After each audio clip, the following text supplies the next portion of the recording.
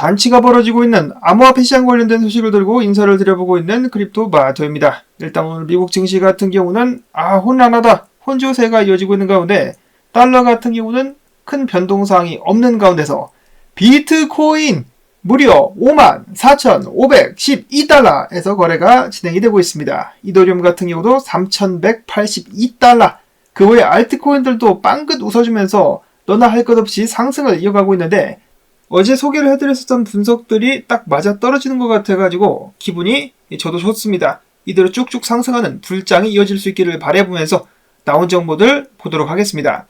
첫 번째로는 미국이 임시 예산안을 통과시켰는데요. 임시 예산안의 기한 날짜가 다가오고 있습니다. 바로 3월 1일과 8일. 벌써부터 미국의 민주당과 공화당 같은 경우는 서로를 탓하면서 초당적 예산안 합의에 실패를 했다라고 하는데요. 이것도 쇼죠. 쇼 부리는 겁니다. 이런 식으로 어영부영 하다가 또 합의를 하게 될 텐데 이렇게 쇼를 하는 동안에 미국의 빚은 산더미같이 늘어났죠. 그 부담을 정치인들이 집니까? 아니죠. 고스란히 시민들에게 넘어가게 되는데 미국 시민들이 정신을 똑바로 차리고 뭔가 변화를 꾀하지 않는다라면 계속해서 힘든 시간들이 이어질 수밖에 없을 것 같습니다. 그와 동시에 나라도 계속해서 기울어질 수밖에 없겠죠. 최근 뉴스를 보면은 미국 내에서 범죄의 증가율이 굉장히 심각하다라고 하는데 해당 상황이 나아질 수 있을까요? 아니면은 이것은 본격적인 혼돈의 시작일까요? 미국의 대선 또한 다가오고 있는 가운데 미국의 긴장감이 계속해서 고조가 되고 있습니다. 자, 한편 2월이 점차 마무리가 되어가는 가운데 다가오는 현지 시간으로 3월 20일 연준은 금리에 관련된 결정을 하게 됩니다. 페드워치 같은 경우는 연준이 금리를 동결할 가능성을 97.5%로 보고 있었는데요. 그렇죠. 차마 내리지는 못하고 올리지도 못하고 아마 동결할 가능성이 높을 것 같습니다. 한편 미국 정부와 정치인들이 무슨 뻘짓을 하든 연준이 어떤 난리 브루스를 치든지 말든지 나는 나의 길을 간다. 마이클 세일러와 마이크로 스토리지 이번에 비트코인 3,000개를 추매를 했습니다. 대단하죠? 비트 가격이 오르든지 말든지 조정받든지 말든지 전혀 상관하지 않습니다. 호주머니에 돈만 좀 들어왔다 싶으면 바로 비트 매수. 예전 같은 경우는 마이크로 스토리지가 비트코인을 매수했다는 소식이 나오면 가격이 떨어진다라고 사람들이 학을 떼쓰는데 이제는 비트코인 가격이 오히려 상승을 하고 있습니다. 자, 그런데 마이크로 스토리지 같은 경우는 트위터 계정, 즉 X의 계정이 어제 해킹을 당했었다라고 하네요. 그래서 마이크로 스토리지 코인을 만들어가지고 에어드랍 한다라고 이런 식으로 가짜 광고를 내보냈었는데요. 광고를 클릭하는 순간 브라우저에 연결된 암호화폐 지갑에서 모든 자금들이 털려 나간다라고 합니다. 그래가지고 44만 달러 피해가 발생했다라고 하네요. 무시무시하죠? 한국 같은 경우도 이 가짜 문자 오지 않습니까? 문자 클릭하면은 돈 청구되는 그런 식이라고 보시면 되겠는데 공짜로 뭐 에어드랍 준다 이런 거에 절대 속지 마시기를 바랍니다. 암호화폐 시장 열기가 다시 뜨거워지면서 사기꾼들이 고개를 들고 있는데요. 한국 같은 경우 사람들이 가장 많이 당하는 수법 뭐가 있습니까? 원금 보장, 고수익 보장 이런 거에 많이 당하는데요. 기본적으로 원금 보장 딱 이 단어만 나오면은 바로 그냥 넘기시면 됩니다. 사기꾼이라고 광고하는 거나 다름없기 때문에 바로 넘기시면 된다 말씀을 드리고 자, 그 다음으로 크립토 퀀트에서 재미난 통계를 내보냈습니다. 지난주 업비트, 대한민국의 업비트 거래량이 코인베이스를 여러 차례 추월했었다라는 것인데요. 아시아 시장의 수요가 증가하고 있는 것이다 라고 풀이를 했다라고 합니다. 자, 그런데 과연 대한민국 개미들이 이러한 거래량을 이끌어낼 수 있었을까요? 아니면 업비트가 또 자전거래를 했던 것일까요? 그것도 아니라면 중국의 검은 돈이 한국에 들어와가지고 거래량을 이끌어낸 것일 수도 있겠죠. 자, 그리고 업비트가 코인베이스를 추월한 데에는 당연히 현물 ETF가 코인베이스의 거래량을 좀 분산시킨 탓이 있지 않나 생각이 들기도 하는데요. 2월 26일 현지 시간을 기준으로 그레이스케일을 제외한 다른 8개 현물 ETF에서 비트코인 보유량이 5,369개가 증가했다는 소식 나왔습니다. 수요가 계속해서 늘어나고 있다는 것인데 뿐만 아니라 바이낸스에서 비트코인 신규 지갑으로 900개가 또 출금이 되기도 했었다라고 하네요. 거기다가 또 마이크로 스토리지 같은 곳에서 3,000개를 사들였으니 가격이 오른 것도 전혀 놀랍지는 않은 것 같습니다. 블룸버그의 분석가 에릭 발슈나스 같은 경우는 이런 추세라면 비트코인 현물 ETF가 2년 내로 금 ETF를 추월할 것 같다라고 하는데요.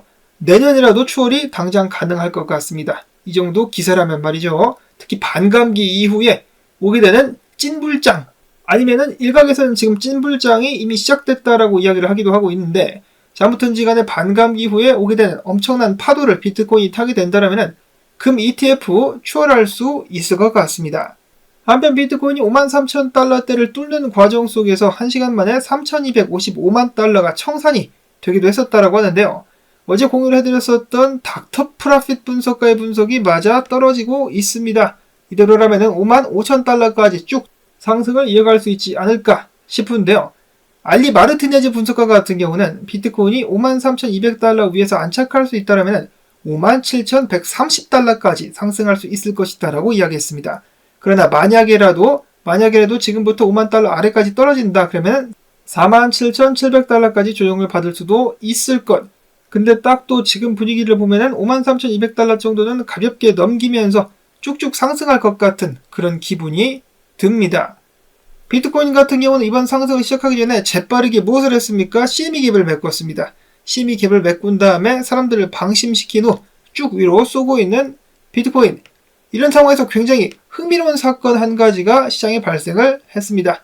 매크로 CRG 분석가가 공유한 차트에 의하면은 OKX, 중국계 거대 거래소인 OKX에 매수벽이 나타났다.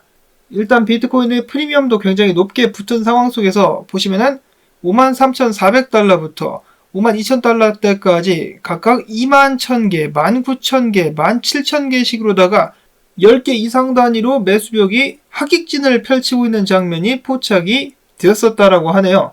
자, 물론 그 위에 매도벽도 만만치 않아 보이긴 합니다만은, 그리고 또한 사실 이것이 허매수벽일 수도 있겠습니다만은, 이런 식으로 갑자기 매수벽이 나타났다라는 것 굉장히 흥미롭다라고 합니다. 중국의 부자들이 공산당들을 피해가지고 자금을 비트코인으로 옮기는 것이 아니냐라는 소설을 쓰고 싶게 만드는 한 장면이었습니다. 어찌됐거나 비트코인 수요 증가와 함께 가격 상승 그리고 재미난 상황들이 발생을 해주고 있네요. 일단 비트코인 분석 같은 경우는 이것이 다이고, 이어서는 알트코인들로 넘어가 보도록 하겠습니다.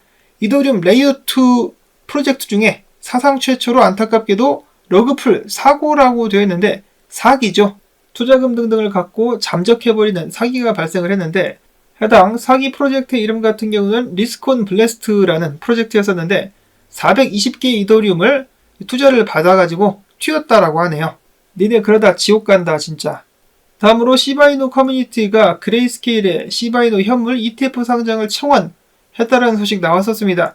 자, 그런데 제가 또 한 가지 말씀을 드리고 싶은 것이, 아무래도 암호화폐를 처음 접하시는 분들이 방송을 시청하시는 것 같은데, 이 시바이노는 코인 이름입니다. 제가 시바이노를 시바이노, 스바이노 이렇게 부르니까 왜 욕을 하느냐, 욕을 하지 말라고 하시는 분들이 계시는데, 욕이 아니라 이 시바이노를 정겹게 부르는 것입니다.